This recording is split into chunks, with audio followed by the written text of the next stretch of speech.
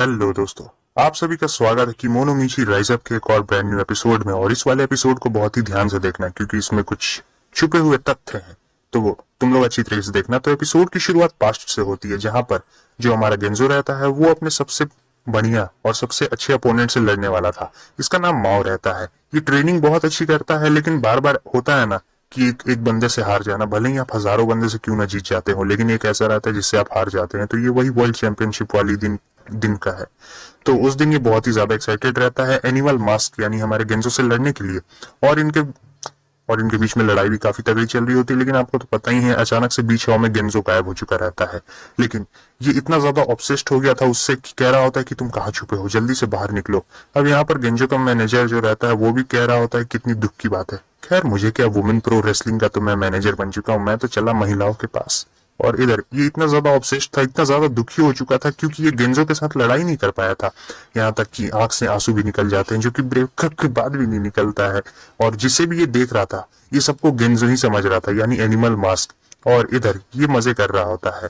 शिगुरु से कहती चलो काम पे चलना है, लेकिन ये कह रहा होता है कि तुम मेरे प्यारे से दोस्त को छोड़ के जाना के लिए कह रही हो। अगर ये उठा, मान लो अगर ये उठता है और मुझे अपने पास नहीं देखेगा, तब इसके आंख में आंसू आ जाएंगे और ये रोने लगेगा। लेकिन वो उसे जबरदस्ती खींच के ले जा रही होती, कह रही होती कि चलो बहुत एक्टिंग करते हो तुम।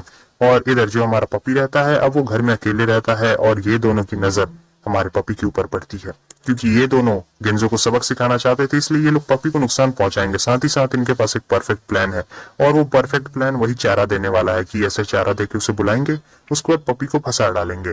तो फिर क्या था, इधर ये लोग जंगल में आ चुके रहते हैं जहां पर ये लोग ढूंढ रहे होते हैं क्योंकि इनका हंट वाला काम रहता है, लेकिन अभी तक इन्हें मिला नहीं हुआ था। अचानक से गेंजो के सर में दर्द होने लगता है, कह रहा होता है कि मेरा मेरा गेंजो सेंस मुझसे कुछ कह रहा है। मुझे ऐसा लगता है कि मेरा प्यारा पपी यानी मेरा दोस्त बहुत ही बड़ी मुसीबत में है। लेकिन शिगुरो से कह रही होती कि चलो ज्यादा बहाने मत बनाओ, वैसे भी तुम्हें पता है ना कि इस वाले हंट में वो मॉन्स्टर नहीं एक प्लांट है, इसीलिए तुम इस हंट को नहीं करना चाहते। अब ज्यादा बहाने मत बनाओ, चलो। सीन चेंज होता है, हमें इस टकलू को दिखाया जाता है जिसे आपने पहले एपिसोड में देखा होगा। ये कहता है मैं वापस आ गया, लेकिन जब ये देखता है कि इसके दोनों साथी गिरे हुए हैं तब ये हैरान हो जाता है। उस लड़की को होश आता और फिर वो उसे बता रही होती कि हम लोग उस पॉवर को सबक सिखाना चाहते थे, इसलिए उसके डॉगी को चुराने के लिए गए थे। और यहाँ तक कि एकदम प्लान इनका सही भी चल रहा होता है। वो डॉगी को लालच देते हैं, और वो था तो मासूम सा डॉगी, तो उनके जाल में फंस भी चुका रहता है। मीट खाते खाते काफी सामने आ गया था, लेकिन वहां पर जो वुल्फ रहता है उसकी नीयत बदल जाती है। वो तो बिल्कुल इसे प्यारे दोस्त की तरह समझता है क्योंकि वो बहुत ही ज्यादा प्यारा पपी जो था। और कह रहा होता है मेरे प्यारे छोटे भाई तुम कितने ज्यादा क्यूट हो, जितना मन है उतना खा लो। लेकिन तब तक वहां पर हमारा चीटा आ गया रहता है, और फिर चीटे ने बहुत बुरी तरीके से धुनाई की रहती है। ये बोल रही होती मैं तो एक फास्ट रनर हूँ, इसीलिए मैं वहां से भाग गई। लेकिन बिग ब्रदर वो इतना ज्यादा तेज नहीं था, इसलिए मिस्टर चीटा ने उसकी बहुत बुरी हालत कर दी, उठ भी नहीं पा रहा था। इधर हमें गेंजो और उसकी टीम को दिखाया जाता है जहां पर इन्हें आवाजें आ रही होती है। तब शिगुरे बताती है तो उसी की आवाज है। तब हमारा गेंजो तुरंत ही भाग के जाने लगता है क्योंकि यहाँ पर उनका हंट तुरंत ही कंप्लीट होने वाला था। फिर गेंजो की आवाज आती है तो कार्मिलिया खुश हो जाती है कि कहीं गेंजो मारा तो नहीं गया। लेकिन जब वो लोग जाकर देखते हैं तो गेंजो जिंदा रहता है, और ये वही हंट वाले प्लांट रहते हैं। और इधर ये कह रहा होता है क्या यार, एनिमल्स नहीं है ये लोग तो प्लांट्स है। लेकिन शिगुरे कह रही होती है जरा ध्यान से देखो, ये कितने ज्यादा क्यूट है, कितने प्यारे दिख रहे हैं। गेंजो एक क्रीपी सा लुक देता और कहता है नहीं, बिल्कुल भी प्यारे नहीं है। और इस तरफ ये तो बस खाने के चक्कर में रहती है कि कब ये लोग छोड़े और ये एकदम खा जाए गटागट। और इधर गेंजो कह रहा होता है मुझे बस जानवरों से प्यार है और किसी भी चीज से नहीं। और कार्मिलिया कह रही होती जितना तुम्हें पैसों से प्यार है उतना ही तुम्हें जानवरों से प्यार है। फिर उनके बीच में बहस शुरू हो जाती है क्योंकि दोनों की कभी बनती भी नहीं और दोनों हमेशा लड़ते झगड़ते रहते हैं।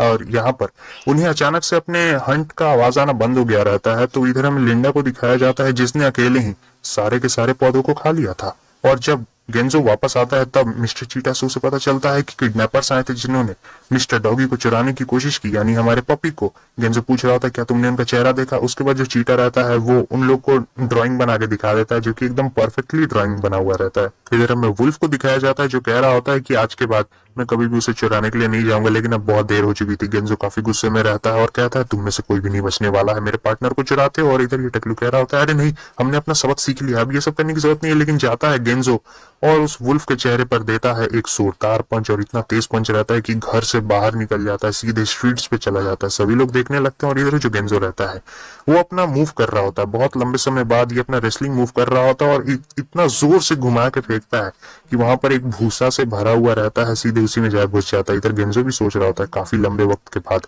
मैंने अपनी रेसलिंग टेक्निक का इस्तेमाल किया है। उसे भी थोड़ा थोड़ा याद आ रहा होता है अपनी पिछली जिंदगी के बारे में। ह्यूमन वर्ल्ड में इधर हमें माओ को दिखाया जाता है जो कि बहुत ही परेशान हो चुका था, तो वो डॉक्टर के पास आता है, जहां पर डॉक्टर उसे बता रहे होते कि देखो तुम एनिमल मास्क के बहुत ही ज्यादा ऑब्सेस्ड हो गए हो और ये एक बहुत ही भयंकर बीमारी है। अगर तुम्हें एनिमल मास्क के ख्वाब से बाहर निकलना है तो तुम्हें अपना ध्यान किसी और चीज में लगाना पड़ेगा। और फिर वो बिल्कुल वैसा ही करता है, वो सिलाई बुनाई में अपना ध्यान लगाने लगता है, लेकिन यहाँ पर भी एनिमल मास्क का ही हैंकरचिप बन जाता है, तो वो लेके फेंक देता है। और दूसरी तरफ हमें डीमन को दिखाया जाता है। आपको तो पता है डीमन किंग के 4 फैमिलीज है जो कि डीमन किंग का ख्याल रखते हैं। तो ये जो डीमन किंग की जो 4 फैमिलीज में से एक है, ये कह रही होती है तो चलो दूसरी दुनिया से डीमन किंग को बुलाया जाए। दूसरी दुनिया का डीमन किंग, जैसे प्रिंसेस ने दूसरी दुनिया से हीरो को बुलाया था, वैसे ये लोग दूसरी दुनिया से डीमन किंग को बुला रहे थे। और इधर ये डीमन किंग कोई और नहीं बल्कि हमारा माओ ही रहता है, दूसरी दुनिया वाला। ये अचानक से टेलीपोर्ट होके आ चुका रहता है, जिसे देखकर ये हैरान रहता है कि मैं कहां पर आ गया, लेकिन उतना ज्यादा हैरान नहीं रहता है जितना ज्यादा गेंजो हैरान था। और यहाँ पर ये उसे सारी बातें बता रही होती है अपने बारे में और डीमन किंग के बारे में। तो बस दोस्तों, एपिसोड यहीं पे खत्म होता है। और हाँ, इस वाले एपिसोड में 200 लाइक्स कर देना। 200 लाइक्स कर देते हो तो और भी एपिसोड लाऊंगा, ठीक है? तो जल्दी करो, 200 लाइक्स कर, तो हो सके तो और 2 एपिसोड ले आओ शाम तक, ठीक है? फिर मिलते हैं नेक्स्ट एपिसोड में, तब तक के लिए बाय बाय।